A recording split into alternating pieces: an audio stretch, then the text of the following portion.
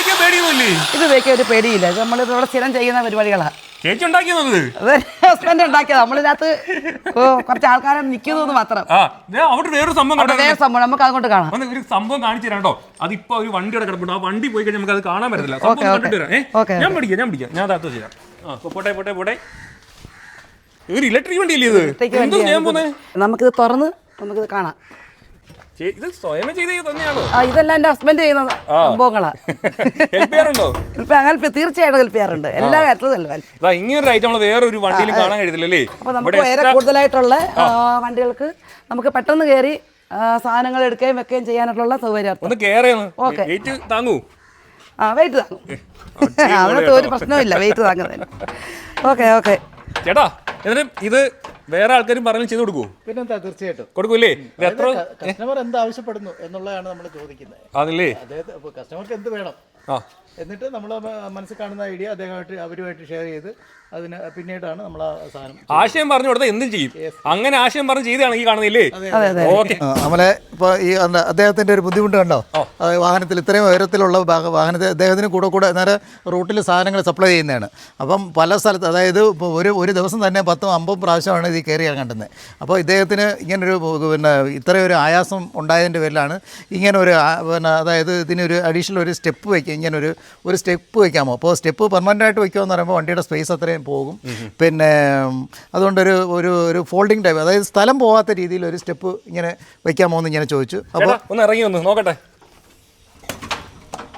ഇപ്പം എളുപ്പമായില്ലേ? തീർച്ചയായിട്ടും. എനിക്ക് മുട്ടിന് പ്രോബ്ലം ഉള്ളതാണ്. അപ്പോൾ എനിക്ക് കയറുന്നതിന് ഇറങ്ങിയ ബുദ്ധിമുട്ടായിരുന്നു. അപ്പോൾ ഞാൻ മോഹൻ ചേട്ടനോട് വന്ന് എൻ്റെ ആശയം ഞാൻ അദ്ദേഹത്തോട് ഷെയർ ചെയ്തു. അപ്പോൾ അദ്ദേഹം ഏത് രീതിയിൽ വേണമെന്ന് പറഞ്ഞു. ഞാൻ പറഞ്ഞു എനിക്ക് മാക്സിമം അകത്ത് സ്പേസ് പോകാത്ത രീതിയിൽ ചെയ്തു തരണമെന്ന് പറഞ്ഞു. അങ്ങനെ ചെയ്തേക്കുമല്ലേ? സ്പേസ് പോലെ ചെയ്തിരിക്കുമല്ലേ? അതെങ്ങനെയായിട്ടത് മടക്കി ഒന്ന് കാണിക്കാമെന്ന്? തീർച്ചയായിട്ടും. അടിപൊളി കേട്ടോ. എടാ എന്ത് എളുപ്പമാണ്. വെർട്ടിക്കലായിട്ട് വെക്കാം. നമുക്ക് വേണമെങ്കിൽ അങ്ങനെയും വെക്കാം അല്ലേ? Okay, lock. അങ്ങനെ നമുക്ക് ലഗേജ് കൊണ്ടുപോകുമ്പോൾ പാടല്ലേ? അതായത് ഇങ്ങോട്ട് നൂത്ത് വെച്ചിട്ട് ലോക്ക് ചെയ്ത് വെക്കൂല്ലേ? അതെ. അപ്പോൾ അത്രയും സ്ഥലം നമുക്ക് ഉപയോഗിക്കാൻ പറ്റും. സംഭവം എളുപ്പമായില്ലേ? മോഞ്ഞിട്ടാ, എന്നിട്ട് എത്ര ദിവസം എടുത്ത് പണിയാൻ വേണ്ടി? ഇത് നമ്മൾ ഒരാഴ്ച, ഇത് മാത്രമല്ല കുറേ വർക്കുകൾ ചെയ്തുകൊണ്ടിരിക്കുമല്ലേ. അപ്പം അദ്ദേഹത്തിന് ഒരാഴ്ചക്കുള്ളിൽ ചെയ്ത് കൊടുക്കാമെന്ന് പറഞ്ഞു. അപ്പം അത് ചെയ്തെടുത്തു. ഓക്കെ, റൂട്ട് സപ്ലൈ പോകുന്ന ഒരു വണ്ടിയാണോ കേട്ടോ? വണ്ടിക്ക് ആദ്യം സംഭവങ്ങളുണ്ടോ? എന്നാൽ ഈ ചേട്ടന് കയറി ഇറങ്ങുമെന്ന് പറഞ്ഞാൽ വളരെ ബുദ്ധിമുട്ടാണ്. അത്യാവശ്യം ഒരു 3 അടിയുള്ള ഹൈറ്റ് ഉണ്ട് ഈ വണ്ടിക്ക്. ആ ഹൈറ്റ് കയറുക നിസ്സാര കാര്യമല്ല. എന്നാലും ഇങ്ങനെ ഒരു സ്റ്റെപ്പ് കൂടെ വെച്ച് കഴിഞ്ഞാൽ വണ്ടി എളുപ്പമായില്ലേ? ഓക്കെ, ഇത് മാത്രമല്ലോ തൊട്ടപ്പുറത്തോട്ട് ഒരു കപ്പ സ്ലൈസർ അല്ല, കോക്കനട്ട് ചോപ്പർ എന്ന് അത് നമുക്ക് തേങ്ങ കൊത്തി അരിയാം, ഇഞ്ചി കൊത്തി അരിയാം, ഉള്ളി അരിയാം, മാങ്ങ അരിയാം എന്ന് വേണ്ട അത്യാവശ്യം വെജിറ്റബിൾ എല്ലാം ഏത് രീതി വേണമെങ്കിലും കട്ട് ചെയ്യാവുന്ന. അത് കാണാം. തേങ്ങ പ്രസ് ചെയ്യുന്നു.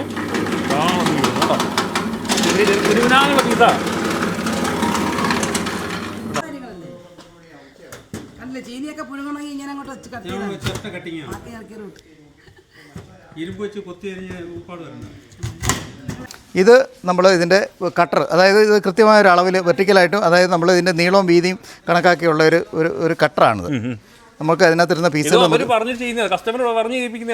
അല്ല, കസ്റ്റമർ ഇങ്ങനൊരു ആവശ്യം പറഞ്ഞില്ലായിരുന്നു.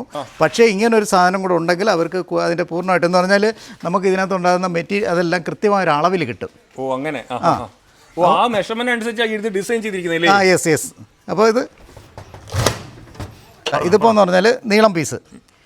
ഇനി ഇതിൻ്റെ കുറുക്കെയുള്ള നമ്മളിപ്പോൾ ഒരു ഉദ്ദേശം വലിച്ചല്ലേ നമ്മൾ സാധാരണ ഇത് അരിയുന്നത്. ഇതിപ്പോൾ എന്ന് പറഞ്ഞാൽ ഇതാകുമ്പോഴത്തേക്ക് കൃത്യമായിട്ടൊരു അളവിൽ കിട്ടും. ഇതിപ്പോൾ ഇതിൻ്റെ ക്രോസ് കട്ടിങ്. ഓക്കെ. നിലവിൽ ഈ കട്ട് ചെയ്യുന്ന മെഷീൻ മാത്രമേ അവർ പറഞ്ഞിട്ടുള്ളൂ. ഇത് ചേട്ടൻ്റെ ഐഡിയ വന്നതല്ലേ? അപ്പോൾ ഇത് അവർക്ക് തീർച്ചയായിട്ടും പറയാൻ. അപ്പോൾ എന്ന് പറഞ്ഞാൽ ഇതിനകത്തുണ്ട്, ഇതിൽ നിന്ന് സ്ലൈസ് ചെയ്യുന്ന എല്ലാം കൃത്യമായ അളവായിരിക്കും. ഓക്കെ. അതാണ് അതിൻ്റെ ഒരു പ്രത്യേകത. ചീനി മുറുക്കുമല്ലേ? ഓ, ഇതാണ് ചെറിയ പീസ്. ഇത്രയും ചെറിയ പീസ് മതിയോ? എങ്ങനെ ഞാൻ അങ്ങോട്ട് ഒരു പീസ് അങ്ങോട്ട് വെച്ച് കൊടുത്താൽ മതി. ആണല്ലേ? ഓ, ഇങ്ങനെ സ്ലൈസ് ആവില്ല ഇവിടെ. സ്ലൈസ് ആയിതാ ഇവിടെ വന്ന് വീഴും. ചേച്ചി, പോളിഷിങ് കഴിഞ്ഞു, പണിയെല്ലാം തീർത്തോ? അതിന്റെ തീർത്ത് വെച്ചേക്കില്ലേ? സവാള അരിയാൻ പോവാ. ഓക്കെ.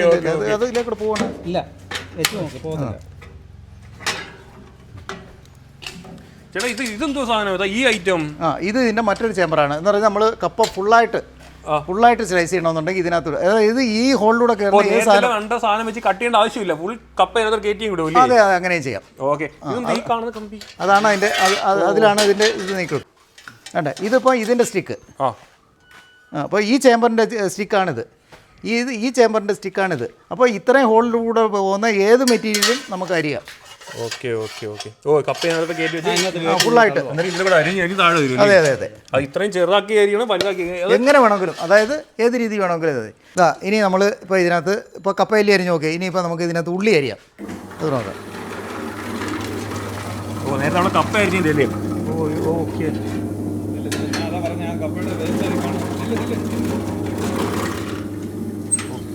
ഓ, ചെറിയ ചെറിയ പീസായിട്ട് വന്നിരിക്കുമല്ലേ? ഉള്ളി അരിയാം. നമ്മൾ ഈ മുട്ടക്കറി ഉണ്ടാക്കാൻ മുട്ടക്കറിയൊക്കെ ഉണ്ടാക്കാൻ ഉള്ളി അരിയാം. അതാണ് ഇത്രയും ചെറിയ പീസായിട്ട് കിട്ടും. ഇപ്പം ഇതിനകത്ത് നേരത്തെ കപ്പ അരിഞ്ഞതിൻ്റെ കൂടെ ഇത് കിടപ്പുണ്ട്. ഇപ്പോൾ അതാ ഉള്ളി അരിയാം. നല്ല അത് ചെറിയ ചെറിയ പീസായിട്ടില്ലേ? നമ്മൾ കൊച്ചുള്ളി അരിയാൻ പോകല്ലേ?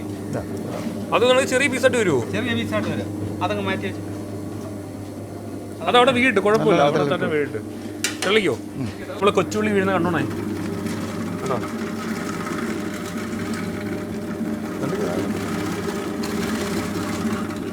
കൊച്ചുള്ളിയാണ് കേട്ടോ.